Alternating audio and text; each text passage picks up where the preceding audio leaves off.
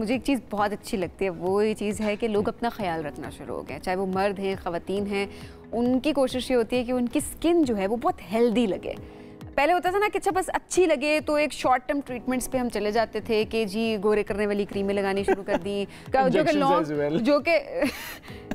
जो कि जाहिर सी बात है अगर देखा जाए तो उस टाइम पर तो हम कहते थे ओ हो क्या निखार आए, लेकिन लॉन्ग टर्म क्या पिगमेंटेशन होती थी और किस तरह से आपकी स्किन पे रिंकल्स आना शुरू हो जाते थे और बहुत सारे और स्किन की बीमारियां जो हैं वो इसके साथ एसोसिएटेड होते हैं। अब अच्छी चीज़ ये है कि हमारे जो एस्थेटिक्स हैं वो किस तरह से कितना अच्छा काम करें, नई नई टेक्नोलॉजी इंट्रोड्यूस करवा रहे हैं, स्पेशली लेज़र के रुझान की अगर बात की जाए उसमें नया लेज़र आ रहा है। एग्जैक्टली, लेकिन अब लोगों को नहीं पता कि कौन सी स्किन पर किस किस्म का लेज़र ट्रीटमेंट करवाना चाहिए, क्या फ़ायदेमंद है, लेज़र करवाने से पहले किन चीज़ों का ख्याल रखना चाहिए और उसके लेज़र के बाद पोस्ट ट्रीटमेंट आपको किस तरह से अपनी स्किन की जो है वो केयर करनी चाहिए। आप हमें कॉल भी करें जी, और कॉल करके आपका कोई भी मसला है तो या कोई मसला बिगड़ गया है उस पर राय भी ले सकते हैं। हाँ, और अगर आपके पास कोई मशवरा है या कोई मिथ ऐसी है जो आप हमारे साथ शेयर करना चाहते हैं, सो दैट लोगों को पता चले कि हाँ ये मिथ है और आपने घर में इन चीज़ों को फॉलो नहीं करना, तो आज हम इस हवाले से बात करेंगे। इस पर बात करेंगे। हमें ज्वाइन किया है doctor lieutenant colonel Ishrat Abu Zar साहिबा ने, एस्थेटिक फिजिशियन एंड सर्जन हैं। अस्सलाम वालेकुम जी, कैसी हैं आप? अस्सलाम वालेकुम जी, आई एम फाइन अल्हम्दुलिल्लाह, बहुत शुक्रिया बुलाने का। Thank you so much for coming.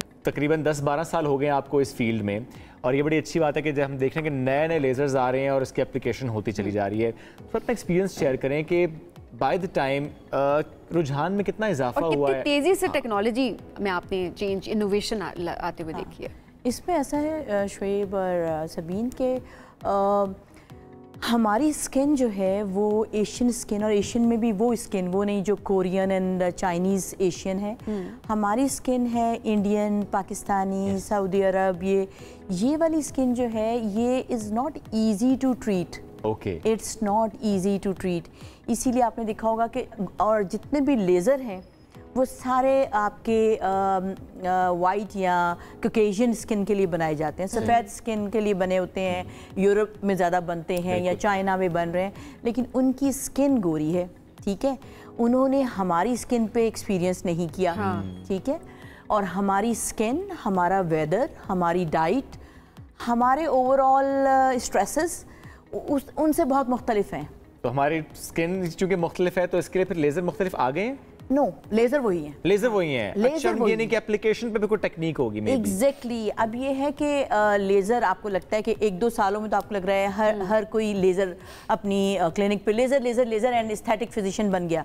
So laser होना एस्थेटिक फिजिशियन नहीं है। ओके। एस्थेटिक फिजिशियन वो है जो इस मशीन के अलावा भी अपने मैनुअली अपनी नॉलेज से काम करे। बिल्कुल ठीक है। ओके, ये एक मशीन है, जैसे एक अल्ट्रासाउंड मशीन है, एक एक्सरे मशीन है, इसी तरह एक लेज़र मशीन है।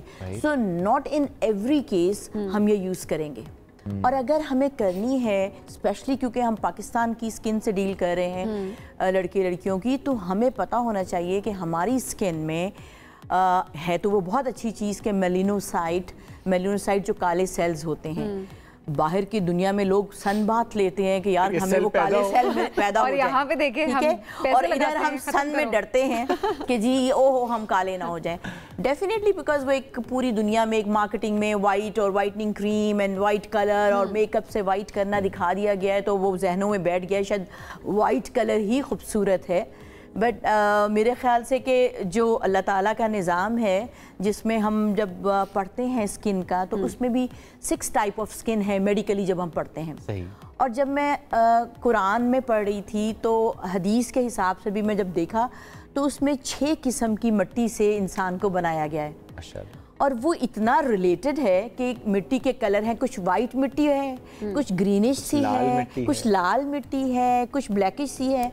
तो इंसान मिट्टी से बना है तो मिट्टी के कलर हैं और अल्लाह ताला ने खुद फरमाया है स्किन का हेल्दी होना इंपॉर्टेंट है। कलर मैटर नहीं करता, आपकी स्किन हेल्दी होनी चाहिए। बाज़-औक़ात हमने गोरी स्किन देखी है लेकिन उसके ऊपर हमने छाइयाँ भी देखी हैं, हमने रिंकल्स भी देखे हैं, पिगमेंटेशन भी देखी है, बड़ा पेल सा कलर, पेल डल वाइट सा कलर। और हमने बहुत सारे ऐसे निग्रोज, वो जो बच्चे अफ्रीकन में हैं, क्या अट्रैक्शन उनके अंदर देखी है, shiny skin, shiny, attractive, bright, और वो लोग बूढ़े देर से होते हैं, उनकी स्किन पे रिंकल्स देर से आते हैं। सी, सो जितनी वाइट और पतली स्किन है वो रिंकलिंग में जल्दी जाएगी, यस उनमें झाइयाँ कम पड़ेंगी।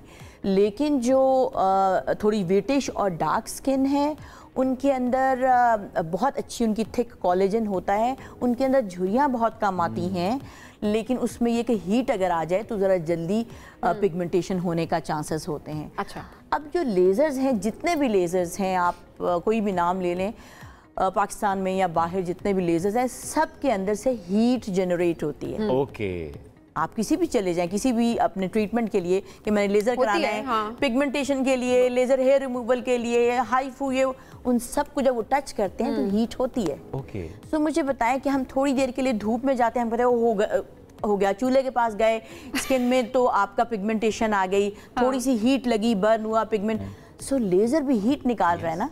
सो अब लेज़र की हम नहीं ये कहते कि गलत चीज़ है, बहुत अच्छी एडवांसमेंट है, बट किस स्किन पे लेज़र करना चाहिए, किस स्किन पे लेज़र नहीं करना कुछ पे नहीं भी होता? यस, कुछ पे नहीं भी होता। कौन सी स्किन है कि जिसमें नहीं होता और किसमें जो recommended सपोज है? मैं अगर अपनी स्किन को देखूं तो मैं लेज़र नहीं करूंगी।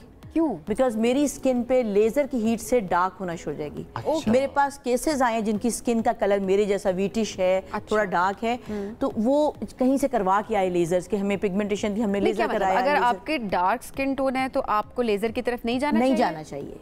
अच्छा। और लेज़र जाना भी है किसी की वजह से, सो एक तो डॉक्टर को उसकी स्किन का बहुत अच्छा आइडिया हो। आज होता है कि जी डॉक्टर खुद तो लेज़र करते नहीं, असिस्टेंट को पकड़ा देते हैं, हाँ, और वो एक नंबर पे लगा देता है और सबको वही सब पे। ये बड़ा मसला है। And it is not. जो एक ये बड़ी आपने बहुत इंपॉर्टेंट बात की है कि देखिए वो जो प्रैक्टिस है, वो जो एक्सपर्टीज है, वो उस डॉक्टर के पास है, डिग्री लेके। आप मैं देख रही हूँ कि आपकी स्किन कलर डार्क है या मीडियम है, ये जैसा, प्लस स्किन ड्राई है, ड्राई स्किन पे लेज़र नहीं करना आपको। ओके, डार्क है तो नहीं करना, ड्राई है तो नहीं ड्राई है तो नहीं करना। अच्छा, ये जो ड्राई स्किन वाले अगर लेज़र करते हैं, क्या साइड इफेक्ट्स होते हैं? उसके side effect foreign pigmentation, scarring और irritation and double toning and sometime more, बल्कि चांसेस ऑफ बर्न। एक्नी भी होती है इससे? हाँ, अगर इरिटेबल हो गई तो एक्नी और बर्न के बहुत चांसेस है। एज वाइज क्या होता है, कितनी एज से स्टार्ट कर सकते हैं लेज़र, और किस एज पे जाके आपको छोड़ देना चाहिए लेज़र? लेज़र तो अगर तो शोएब लेज़र हेयर रिमूवल है, ठीक है, so it is a bit safer है, सेफ, लेकिन वो भी कि डॉक्टर उसकी स्किन देखते हुए करता है, क्योंकि लेज़र हेयर रिमूवल सिर्फ हेयर फॉलिकल के अंदर जाके काम करता है, उसको वीक करता है। उस फॉलिकल की जो रूट होती है उसको स्लो डैमेज करते करते डेड कर देता है, तो हेयर गिर जाता है। ठीक है, लेकिन अगर आपने कहा जी मैंने जल्दी कराना है, मेरे आप 4 सेशन में कर दे, तो हीट बढ़ाएंगे। हीट बढ़ाएंगे तो आपके जहाँ जहाँ बाल है उसके साथ नॉर्मल स्किन भी है, वो जल जाएगी, तो वो खराब हो जाएगी, वो खराब होगी, पिगमेंटेशन हो जाएगी, जल जाएगी, ड्राई हो जाएगी।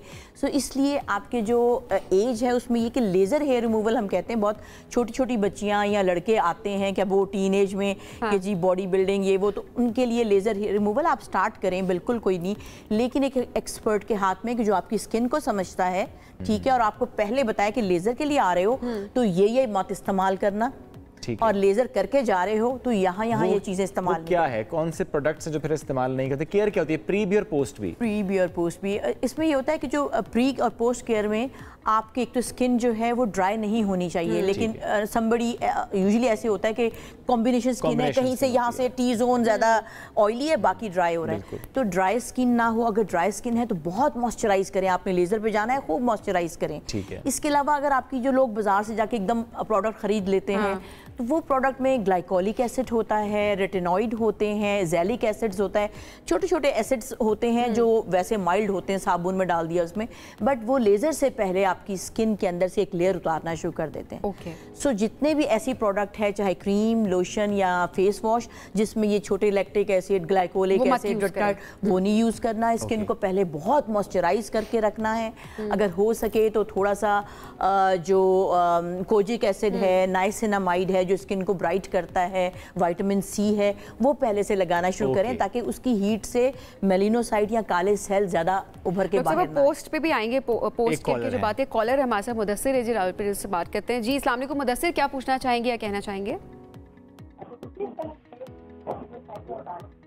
जी, जब भी आप कॉल करें टेलीविजन का वॉल्यूम आपने लो करना है। पोस्ट केयर, पोस्ट केयर में एग्जैक्टली इसी तरह है कि अब हमने लेज़र जो है वो एक हीट है, जब भी हीट जाएगी तो वाटर जो मेरी स्किन के अंदर है वो एवापोरेट होगा, वाटर एवोपरेट हो गया, मॉइस्चर एवोपरेट हो गया तो स्किन ड्राई हो गई, बल्कि एक तरह से डैमेज की तरफ जा रही है। सो हम पेशेंट्स को बताते हैं कि आपने खूब मतलब घंटे घंटे बाद मॉइस्चराइज करें, खूब ज़्यादा चिपचिपाहट वाला मॉइस्चराइज़र, अच्छा वाला मॉइस्चराइज़र लेके मॉइस्चराइज करें। और उसके अलावा धूप, हीट, इन जगहों पे ना जाएं, क्योंकि पहले ही हीट से स्किन की मॉइस्चर और वो निकल गया है वाटर, तो और ड्राइनेस होगी, और ड्राइनेस होगी तो पिगमेंटेशन होगी और स्कारिंग होगी। सो बाद में भी हम पेशेंट को मॉइस्चराइजेशन, सन ब्लॉक बहुत ज़्यादा, धूप का एक्सपोजर कुछ अरसे के लिए नहीं, और कोई किसी किस्म की एसिडिक जिसमें इंग्रेडिएंट हो वो ना यूज़ करें। अच्छा, कुछ एड्स आ रहे होते हैं या सोशल मीडिया पे हम देख रहे होते हैं, नकल्स पे या कहीं पर भी अगर पिगमेंटेशन बहुत ज़्यादा या डार्क हो गया तो वो Q switch, if I am not wrong, वो कर रहे होते हैं कड़क कड़क, और वो वहाँ से आपकी जो स्किन है वो वाइट हो रही होती है। हाँ। कड़क कड़क।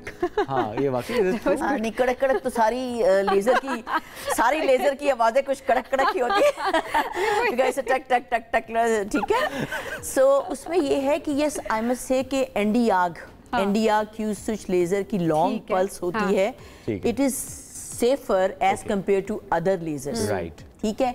बट अगेन कि उसको यूज कैसे करना है, डॉक्टर डिसाइड करेगा। टेक्निक और एक्सपर्टीज बहुत मैटर करती है। इस टॉपिक पे तो मेरे ख्याल में जितनी बात की जाए, वक्त हमारे पास बहुत मुख्तसर था, बहुत अच्छे से आपने इलैबोरेट भी कर दिया, बहुत शुक्रिया।